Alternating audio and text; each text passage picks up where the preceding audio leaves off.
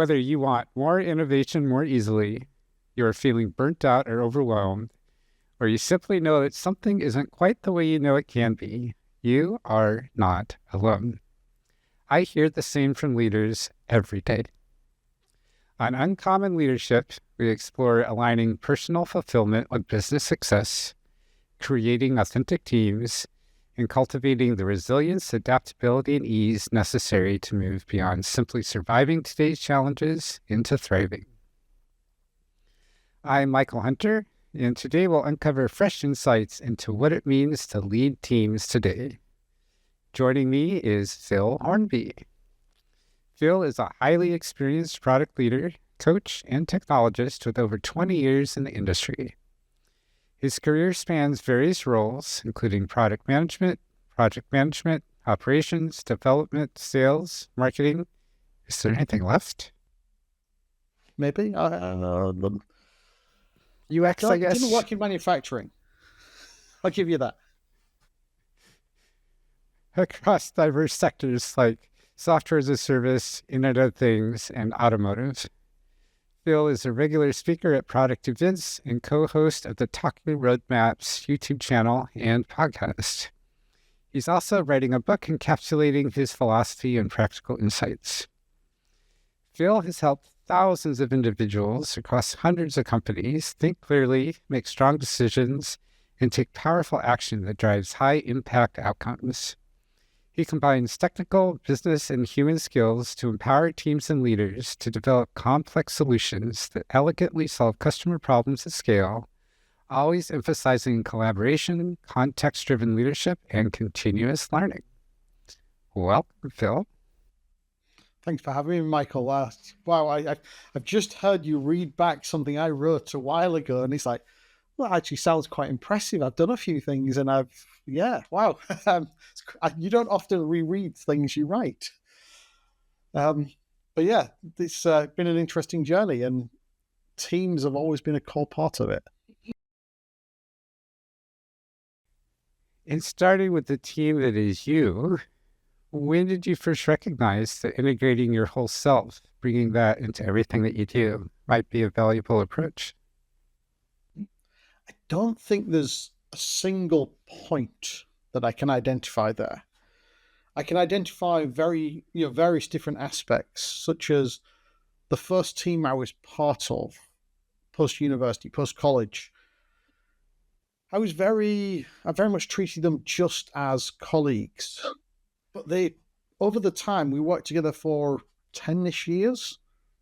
They became like family. And I know that's a cliche statement that people make, but we were a team of 35 people in the company as a whole. And when we all stopped working together, because we were all closed down at the same time after being acquired and then you're kind of downsized, I missed them all. And we all kind of crystallized as a group and still are friends to this day.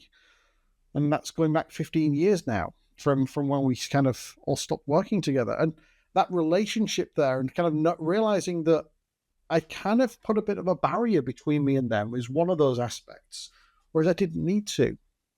On the other hand, I do think it's all right to hold a little bit of yourself back, to keep some of yourself private. However, you've got to always be authentic. If you're not being your real self, that's just hard work and stressful. And if you're constantly working to manage the public persona or the persona you're playing to the audience and not just being you and embracing who you are, that's just hard work. And that's something I've seen throughout lots of times. I'm a big fan of a technique called Belbin team roles. In fact, a certified practitioner. And one of the strong sort of principles that Meredith Belbin kind of identified is being the greatest of your strengths, not the least of your weaknesses. And kind of things like that have resonated with me over the years. It's like, well, my greatest strengths tie into me being authentically me. I'm a fairly loud, gregarious character. You want something subtle, I'm probably not the person. That's okay. I'll have some more subtle, some more nuanced people around me that I can partner with that can deal with that side of things and deal with those situations that need that more directly, and having that self-awareness to say, maybe I'm a blunt instrument for this one. That's powerful. So I guess it's more that self-awareness and self-understanding that I've kind of picked up over the years, and knowing that just means I can bring my whole self to work. Like I've never been a fan of what I would argue is the false dichotomy of work and life. To me, work is part of life. And you get different fulfillment and different benefits from each of the different aspects of your life. There's a model called the Wheel of Life that I'm a big fan of in terms of another way of looking at balance. Now, you can put different factors on there, but sometimes it's physical elements or financial elements or learning or growth and these sorts of things. And finding that balance there is far more important to me. Sometimes you're going to get fulfillment from your work.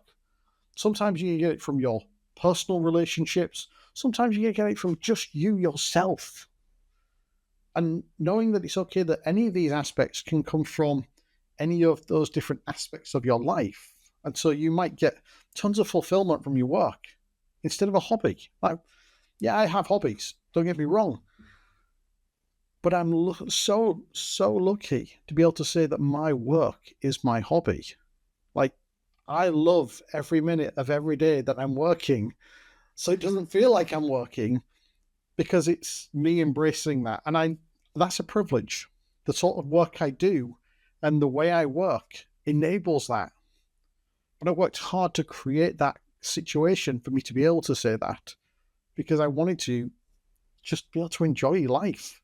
You know, if you spend on average 8 hours of your day, working and another 8 on what people would term life, sometimes, which includes doing all the chores and this sort of things. Like, well, let's maximize that really 16 hours of waking time and make all of that fulfilling as much as possible. Is, I guess, me embracing not just the bringing it to work, to life and to my role, but just bringing everything to everything.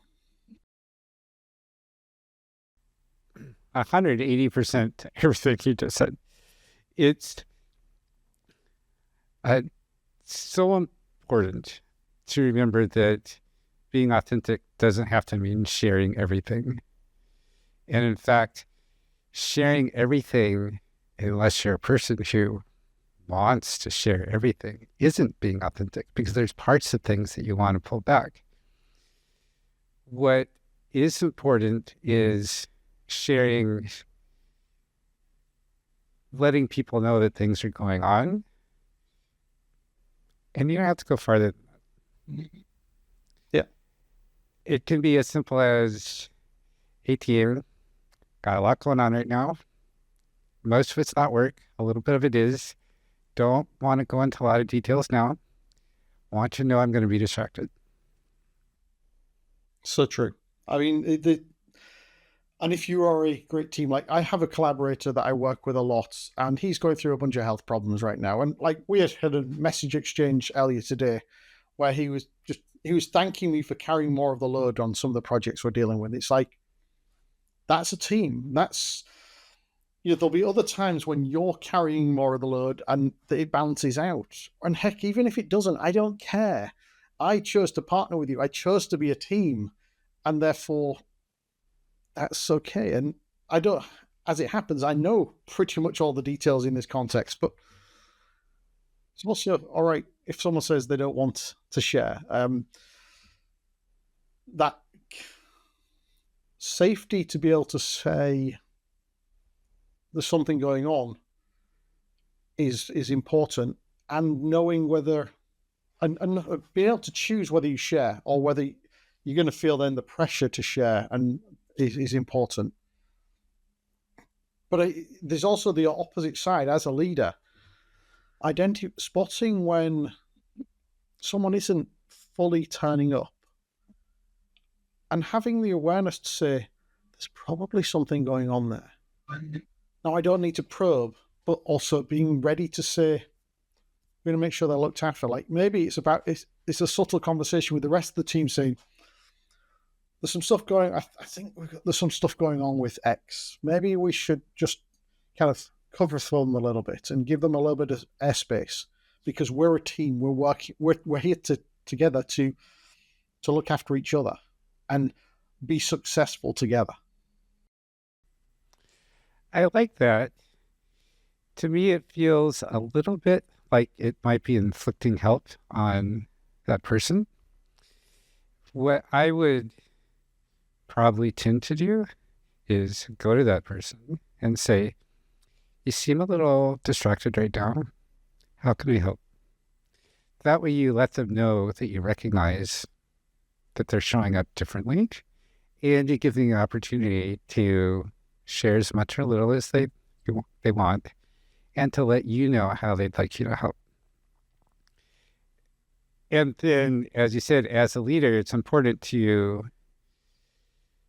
keep watch over this. And if they keep showing up distracted and they keep not letting you,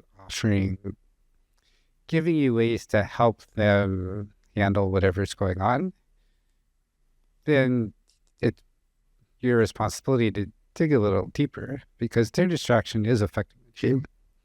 And you have a responsibility then to that person. You also have a responsibility to the rest of the team in helping everyone work effectively, efficiently. All the adverbs that your particular team is optimizing for is as important as helping each person feel supported and loved.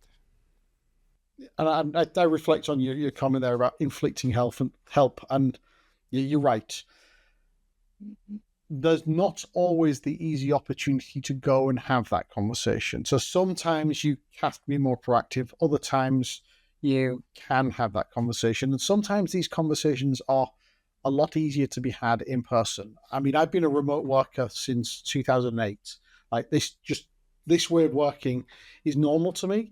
And I do find that sometimes a little bit more proactivity is needed in that context, because sometimes those harder conversations are even harder to have virtually. Absolutely.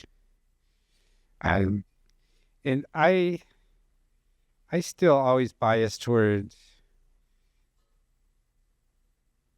letting the person know I see them and giving them an opportunity to tell me what they'd like.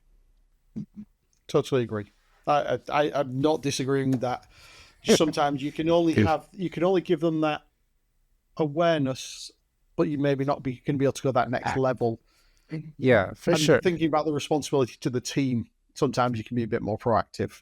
But every situation is different. Like there's a reason why I say it depends 100 times a day. Absolutely. And one of the reasons I love working with people is that I'm never going to get it all figured out. There's always more to learn. And every situation is chock full of those new opportunities to learn something new. Yeah. Yeah. In fact, I think a few years ago when as my career's pivoted over the years, I didn't consciously recognize it, but I subconsciously recognized that I was an engineer and I was finding it easy. I was finding people harder, and that challenge was what attracted me. Hence, most of my work has ended up being more about people. Even as a product manager or a product leader, like the reality is, most of my work came back to people, and I loved that challenge because I think it's far more interesting. At least that's that for me, anyway. Same. I say that I started out debugging code, and then I transitioned into debugging people, and now I help people debug themselves. Yeah, love it. It's just my own journey of realizing something's going on, inflicting help, and then then switching over to offering and inviting them to tell me how they'd like me to help. It's just part of why I am so vehement about not inflicting help is because I know how much harm I did when I've done that and when I still do it.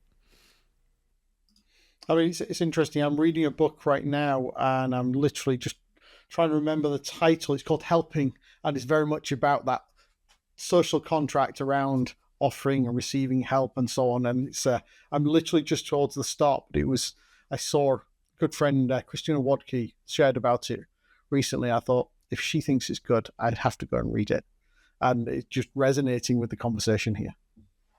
Sounds like a great book. So everything we're talking about is building cultures where people feel safe and empowered to bring their unique talents into everything that they do. What do you explicitly do to help build these cultures?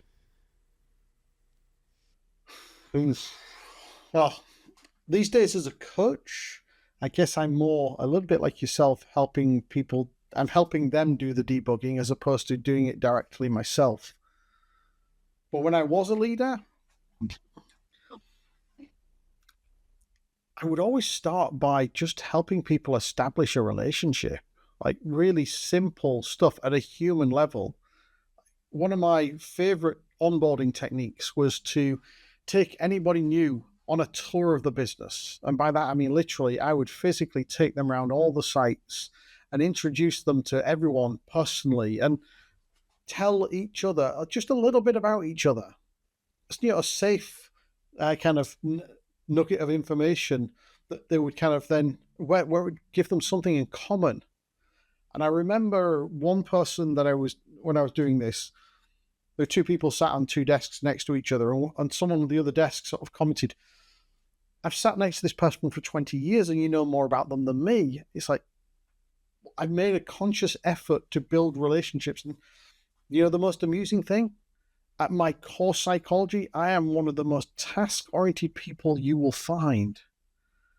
But I realized that the reality is that getting anything task-oriented done means working with people.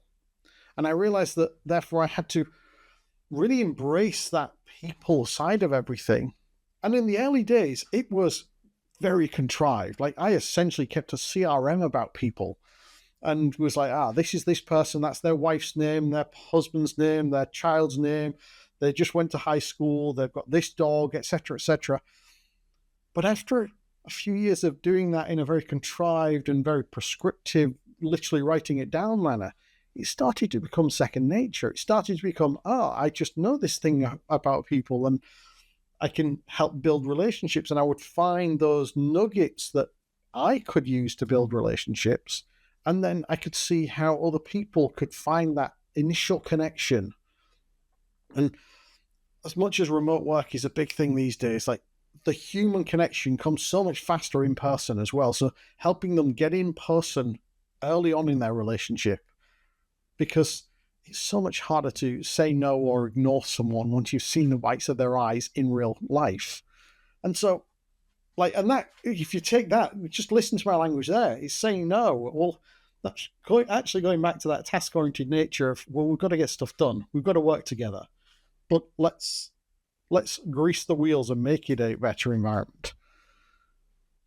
But then it was things like, there's subtlety there. Well, I'm personally introducing people. That's essentially saying, this is one of my team or one of my family. Like, if you do something and you're helping them and you're working with them, that's the same as you're working with me. And okay, I'm a more senior person in the organization. I've got more political capital. I'm saying they can take out my political bank. Like, I'm giving them, my backing tacitly by being in the room. And things like that would just help them immediately get much more help from other people and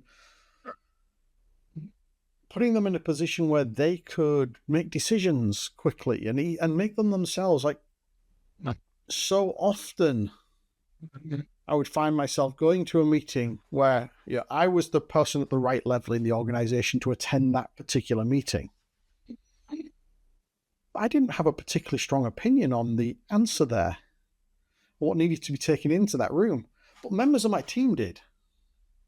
So to me, it was about me sometimes just having to be the voice of the team in that case. And so we would have a lot of collaborative conversations for me to understand their point of view and why and what the perspective I should take into the room is. And that to me was all about really me saying, I'm going to represent you, not I'm going to turn up and it's like, it's the Phil show. It's like, this is your view and I'm just taking it with me. And sadly, I always found it sad that I had to be essentially the representation sometimes. It's like, can't I just bring the person who actually knows all about this into the room?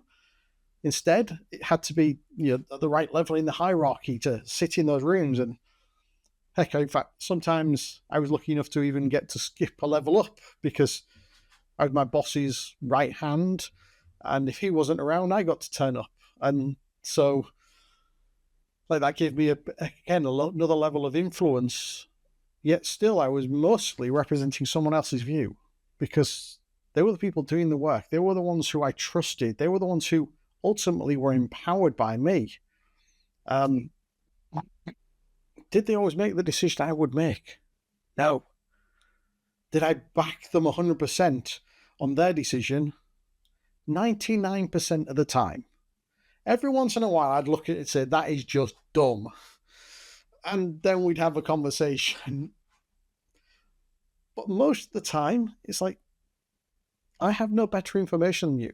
The few times it was dumb was because I had information that they couldn't have, and therefore I could see from a different perspective. As soon as I could, if I could share that information, usually that sort of conversation would surface it, then we'd end up on the same page, in fact. But it was about, it kind of comes back to that word that's in the question of empowering. Like, sometimes the only way you can empower is by representing other people, but more wherever possible, bringing them into the room with you and backing them. Being their sponsor, their supporter was a key part for me. Product management departments tend not to actually really be a team. That's part of the challenge as well. There are a bunch of people who all do the same work, but on completely separate things, or at least completely separate parts of the product. And so when you're leading a department like that, you've got to actually create that team environment.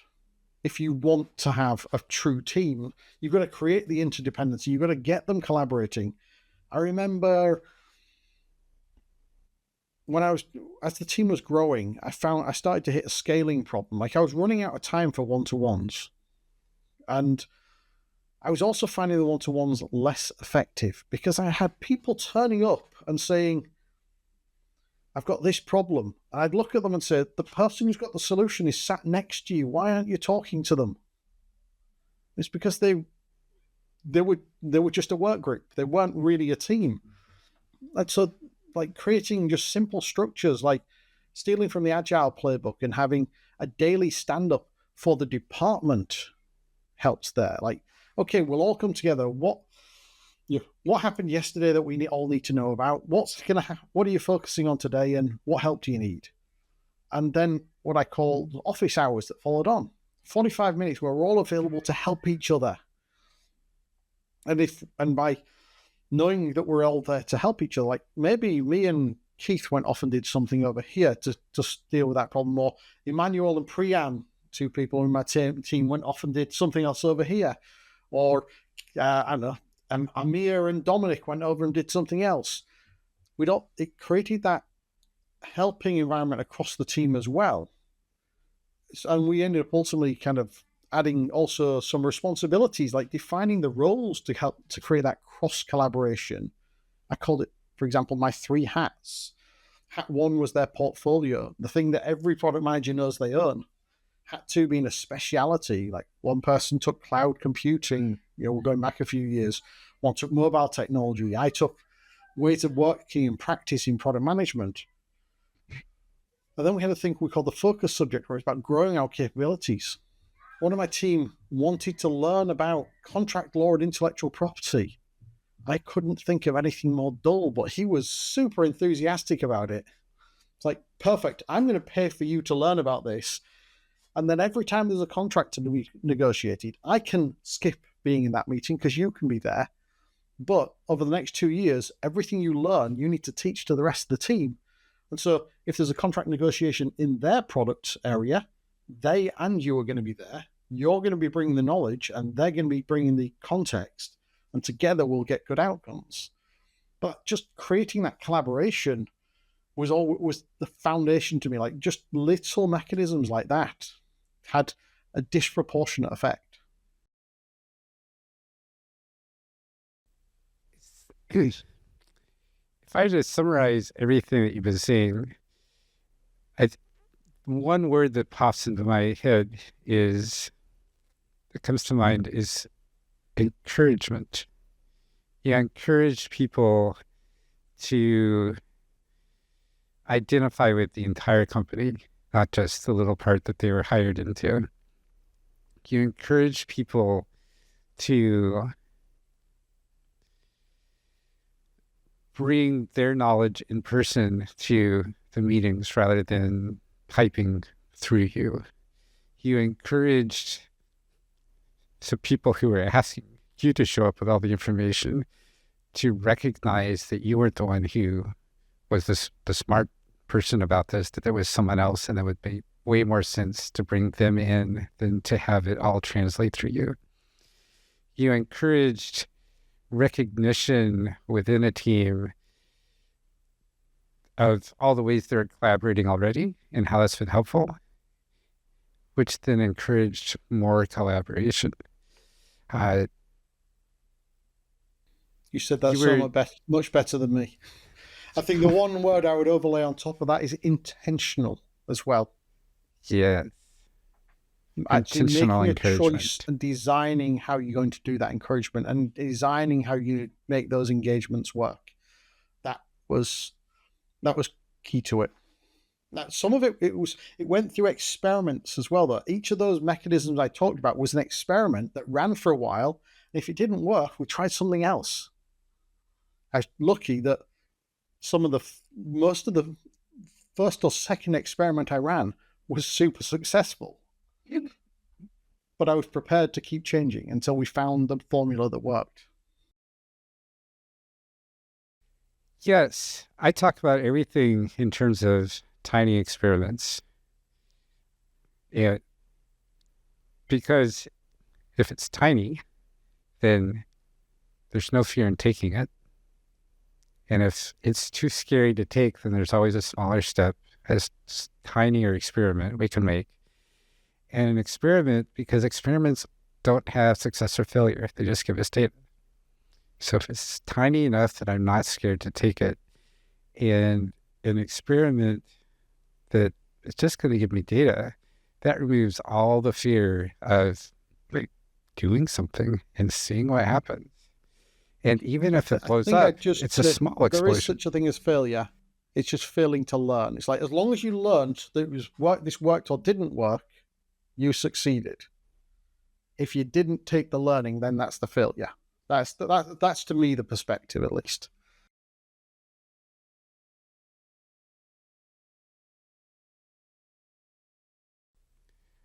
I have to think about that. But I guess one of your points there was that you're trying to take the fear away. You're trying to create more psychological safety, and therefore taking away the word failure can help there. I like to emphasize that we're doing an experiment to create some learning. Yes. And so thinking through what the piece that's off here for me. So I agree.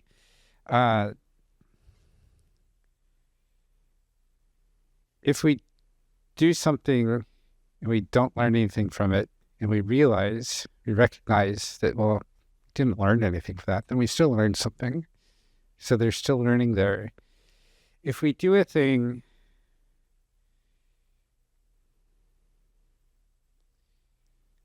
I think where my objection is, what's coming up for me that's wrong here is that we're always learning. We aren't always conscious that we're learning. If we do a thing, we don't consciously recognize what the outcome was, what we've learned from doing that. We might do that over and over and over and over. Some part of us still understands what's going on. And a lot of what I help people do is make those unconscious learnings conscious. Bring what's and that invisible, comes back to that phrase make it intentionality visible. to me. It's like, Yes. I'm intentionally aiming to learn this. And if I don't learn that, then maybe I learned that I did the wrong experiment, or I learned. But if I don't derive the learning intentionally from it, then that's when I probably kept going down the wrong path. Yes, intentionality always critical. And this is one reason that a key piece of the experiment for me is doing the reflection afterwards of, okay, what does this mean? What did I learn?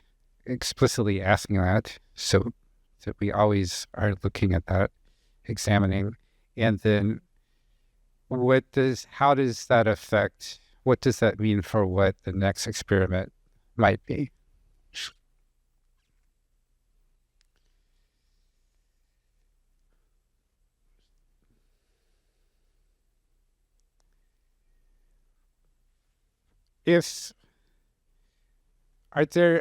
What other easy ways to get started in helping people feel safe and empowered would you suggest for people who are realizing that their environment is nothing about safety or empowerment, or maybe only a little, and they want to help encourage that to grow?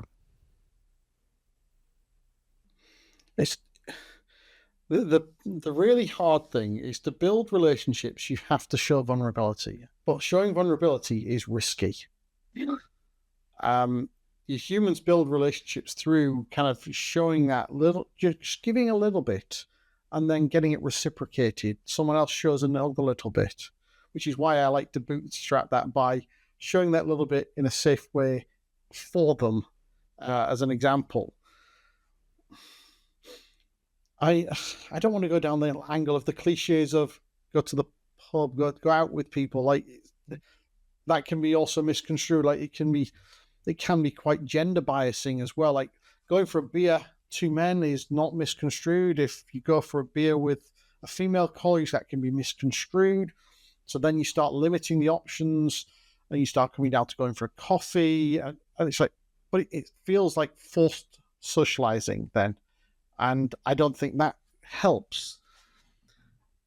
I generally feel like it comes down to creating the conditions of these, and modeling what great behavior looks like. You're modeling how to do these things. Like, show up and do it yourself as the leader. Don't expect other people to do it. Go first, I think, is the phrase that one of the big thought leaders uses.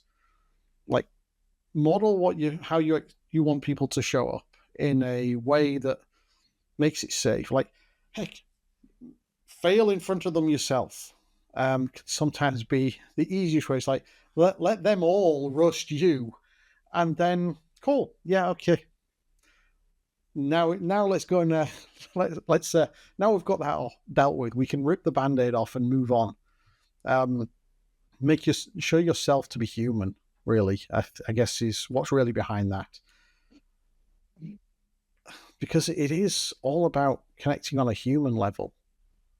That's where I find is the most important part.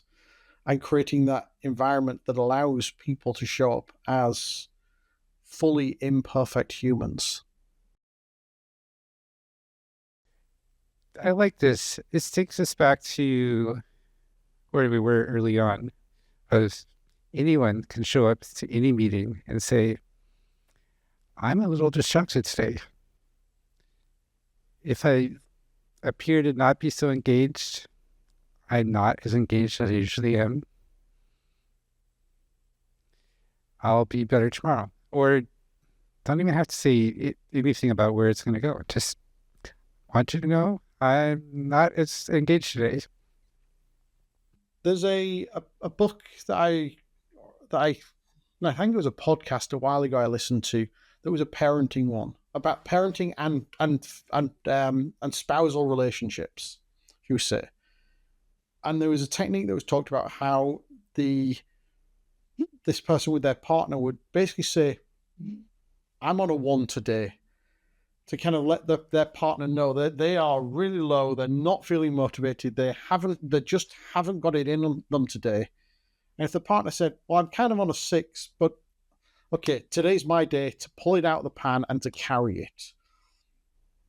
And knowing that, like, there's going to be days where it goes the other direction, and that's okay, and kind of just having that some code of being able to get it across that I'm down here, I'm asking for some help, and a simple numeric scale can be an even simpler way than saying I'm not feeling good or whatever else, as a way of sort of saying, can you pull it out today and cover for me, and tomorrow it'll probably be the other way around, and I'll get you then.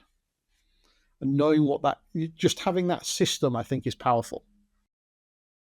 Yes. Something similar I found to be really useful is to start meetings or conversations with each person says one word that's true for them right then. This seems like it would be super scary because you're asking them to be super vulnerable, but everyone can do the socially acceptable thing of, I'm good. Yeah. And some people will be a little more vulnerable and say, I'm distracted. Some people will go all the way and say, my dog died this morning. I'm having a really hard day. And over time, everyone opens up a little more.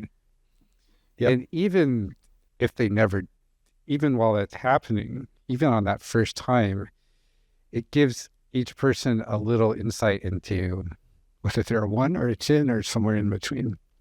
Yep. I mean, that actually reminds me of how I behave in meetings. So in the old world where we were all in the same room, you'd go in, you'd sit down, you'd have a bit of chit chat at the start. And then when everyone arrived, you'd start the meeting. Now, in the virtual world, too many teams turn up and then sit there silently until everybody's there. I don't do that. I have the chit chat virtually. Because to me, it's no more uncomfortable someone arriving into the virtual room as it is them walking through a physical door that they join halfway through a conversation. But that simple, again, human interaction, or where you're not in that formal, right, we're in the meeting, we've got to follow the agenda, just helps build relationships and get everyone much more relaxed. Yes, and it helps people remember that those are other living beings on the other side of all those little squares. In person, we feel their energy, we feel their presence, we know that we're more aware that that's a human being. Virtually, there's another filter or many more filters in between, and it's harder to remember sometimes that still here on the other side of this moving 2D flat thing is a living human being who is hours different in time zone from I am at the end of his day where I'm starting mine, and isn't necessarily at the same level of energy or in the same place, or all sorts of things may be different for him than it is for me. Yeah. And I think because I've been working this way so long, I'm so relaxed. Like, I remember working virtually when we didn't have cameras. And so I got used to just interacting purely on voice. Now where I've got cameras, I've now reached a much more rich level of interaction than I got so used to, that it feels great for me. But I know for many, they've gone the opposite direction from all in person to losing the fidelity over the last 4 or 5 years. And yeah, it makes it more challenging. Yes. And also less challenging for people who have a harder time being around people, whether that's being around people takes energy rather than gives it, or I feel awkward around people for any number of reasons, or I I mean, just don't feel like being around people right now. and you know what? Like, there's the interesting thing. We could probably start throwing in words like introvert and extrovert here, which get very vastly misused. Like, I'm very much an outgoing personality, like pretty gregarious, but I'm actually an introvert because being around people drains me. On one-to-one, I'm about level. On my own, my energy goes up. In a group, it drains me. I enjoy being drained. Like, I go and speak at events and this sort of thing, and I love it, and I'm a big character on the stage. And then I come home and I need my cave time. My wife's the opposite. She's a shy extrovert. She gets all of her energy from being around other people, but she's relatively quiet in the room. And so there's really a 2x2 there that most people are used to the stereotypical outgoing extrovert and shy introvert.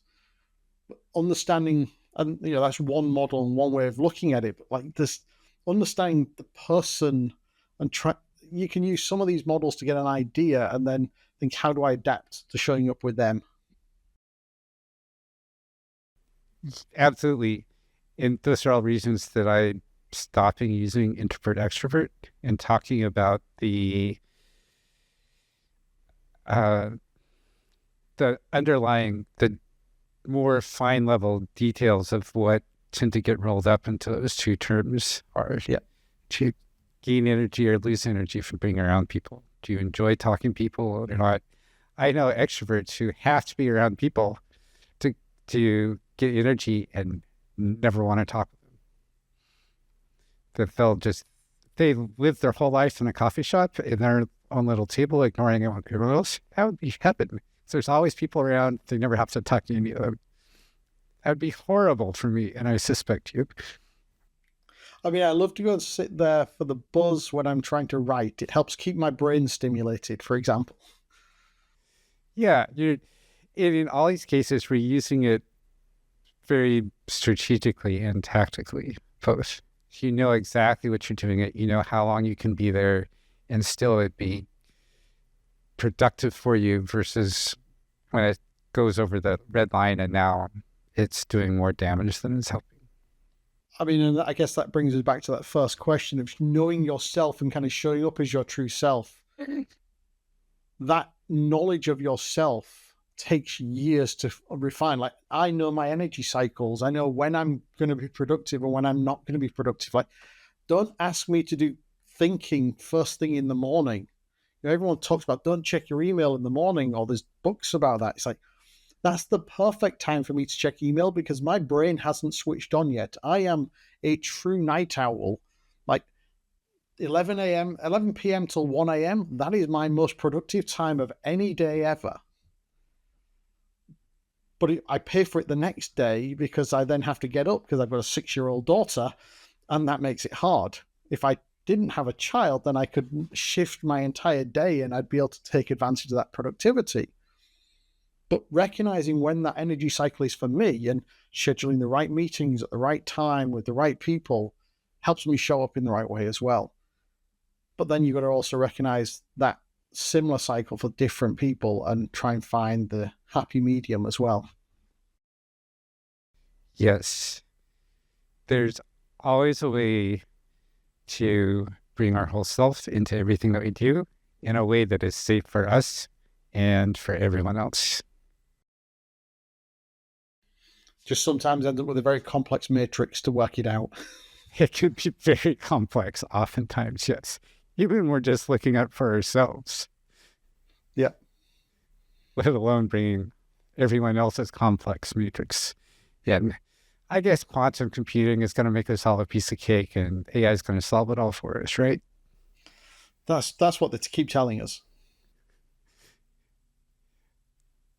I'll be amazed if that ever actually happens. I don't believe it. There's a joke from many years ago that says, if we figure out the opposite gender, if anyone in one gender figures out the opposite gender fully, then the universe will spontaneously combust and recreate itself in a more complex form. And I think that's true. If AI ever does, or quantum computing ever does, then the same thing will happen. That's pretty likely. I agree. We've spent a lot of time today, Phil, talking about how to help ourselves and our teammates and our people bring their whole self into everything that they do. What's the business value of doing this? Better performance. Really, it's as simple as that. Teams with psychological safety, trust, higher diversity, particular cognitive diversity, perform better. They deliver better business outcomes because they are more creative. They find better paths to success. They collaborate better to find those paths. It's like it all just kind of snowballs together into we get more done better and faster. And yet it's exactly the things that people resist. Like when we go to a command and control style leadership, it's usually because we're in a wartime, like everything's going wrong. And so we go to those methods that strip away people's ability to turn up in their best self, strip away their ability to have safety and empowerment, because we want to move fast and we want to get stuff done, and because we've just got to do it, which actually generally leads to worse outcomes. But it's scary because there's less control. And, I have to admit, I'm a bit of a megalomaniac at heart, if I go back to my real core psychology. So making that choice to say, I'm going to trust that it's going to be a better outcome, and yet I'm not going to control that outcome, that's hard. It's a leap of faith that takes a maturity that takes a long time to build. How can people for whom this is super hard, or even a little bit hard, which is probably most of us, how can they get started on loosening that control a little bit? It all goes back to, I would say, what we talked about earlier, little experiments. Choose an area where you don't have to have complete control, where you're happy to let someone else take the reins, where you're happy for the team to make a decision or an individual to make a decision. Just do it. And don't worry too much about the outcome either, and just worry about seeing how that individual grows and how much their confidence goes up. And focus on coaching that individual to make a better outcome instead of telling them how to get there. Like, most of leadership in reality is coaching, or good leadership. It's like it's helping people be better at what they're doing, not telling them how to do it. Or at least it is in the modern knowledge worker world where you and I operate. If we're operating in a manufacturing plant where the knowledge isn't in the people who are doing a lot of the work, then it's a subtly different environment. But even then, there's probably a lot of knowledge in the people on the line who actually see better ways of doing things. So just engaging and having that conversation, sometimes finding the experiment through the conversation with people, like asking them where they see things that could be done differently or better. And if they're passionate about it, they'll show you. And if they're passionate about it, they will put the work in to do it well. And so your risk goes through the floor as well. So it's choosing those experiments in a way that maybe has lower consequences in the short term. And therefore you're allowing people to learn through that experimentation. But just, it ultimately all comes back to you're going to make a choice to do it. It's not going to happen if you don't. We're back to that intentionality again, the thread through this whole conversation. Indeed. And I kind of reflect as I think at the end here. Intentionality is something that came in later in my career. A lot of it was bumbling through and guessing and making mistakes, and finally realizing if I actually was intentional, I could design this and make it more effective. But before that, I didn't know. I didn't have the guidance in many cases to form that perspective. So I guess there's also a little bit of don't beat yourself up if you just look out on the bad way or a good way. Like that's also part of the human experience. Wait, it's just outcomes. Give us data. It's not good or bad. Okay. How do you help people find their way through all the change, uncertainty, and overwhelm that seems to be life these days? Fundamentally, as a coach, I act as a sparring partner. I help people think. Like I spend my time talking to people. I bring a structure. I bring a framework.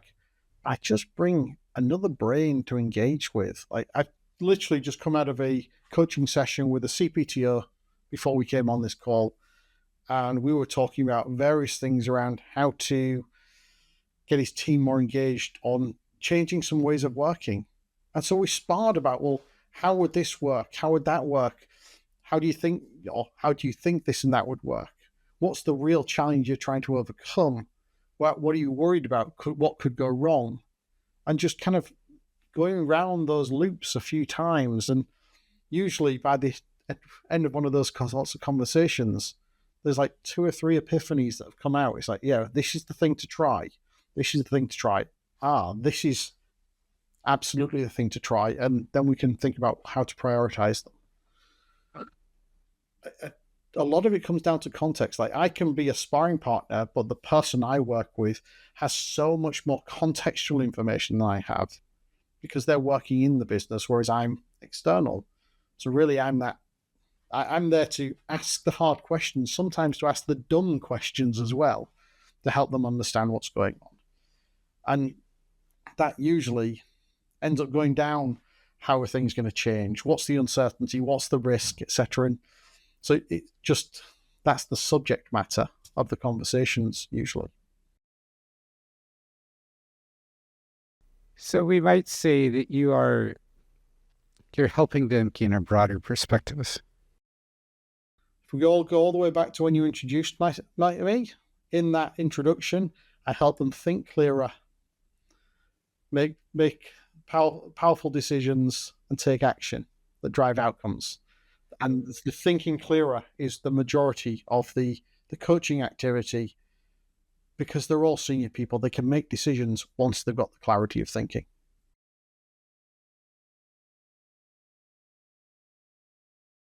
For people who would like to engage with you more on these topics, maybe use some of that clarity inducing that you bring in such great quantities, what's the best way for them to connect with you? So finding me on LinkedIn would be one approach. It's just Phil Hornby, or forproductpeople.com would be the other place. That's my business name. Think of it as for dummies, but we will replace it with product people. It's not the number.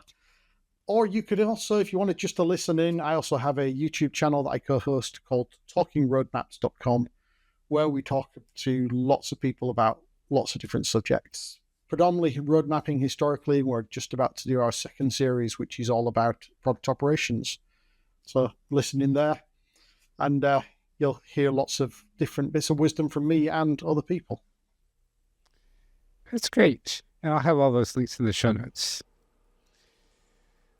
What, Phil, would you like to leave our audience with today? I think if I was to distill down what we've talked about, it's create the environment for intentional help through connecting on a truly human level. I think that's the thread that's gone through it all. So that's what's distilled in my own mind. Thank you, Phil, for a great conversation today. Really enjoyed it. Likewise, been absolute pleasure. It's been great. And thank you, audience, for joining us today. Phil and I are so curious to know what helps you bring more intentionality to the relationships you build. Thanks, and have a great day.